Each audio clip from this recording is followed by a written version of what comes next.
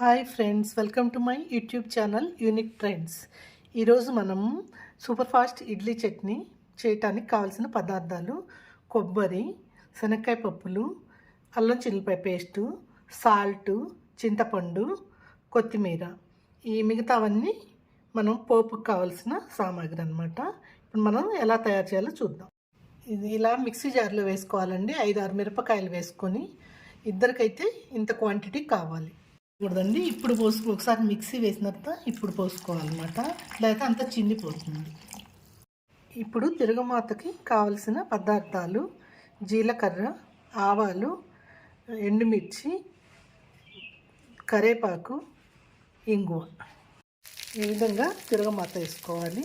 చూసారు కదా, Emmy tasty super fast idli chutney ready అయిపోయిందండి. చూడండి.